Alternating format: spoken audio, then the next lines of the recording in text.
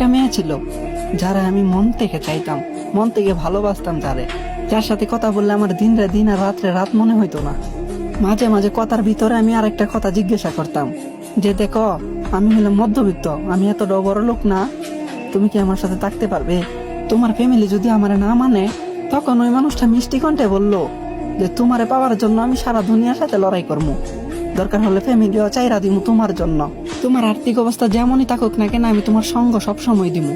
কিন্তু কথায় আছে না, গরিবদেরকে কেউ সত্যিকারের ভালোবাসে না।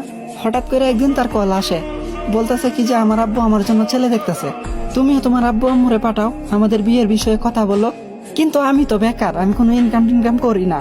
তখন আমি তারে বললাম যে তুমি না বলছো তোমার বিয়ের আরো অনেক দেরি আছে, এখন কোন মুখে আমার মা বাবারে পাঠামু তাদের অপমান করার জন্য?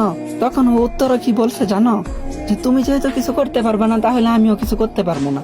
তার সামনে আমি অনেক কান্না করতেছি, তারা মিনতি করে বলতেছি প্লিজ তুমি আমার চাইরা যাও না, আমি বাঁচতে পারবো না। কথায় কথায় যে মেয়েটা আমার জন্য জান দিতে রাজি ছিল, আজকে ওই মেয়েটা আমার কান্না দেখা একটু আফসোস পর্যন্ত করে না, একটু কষ্ট তার হয় না।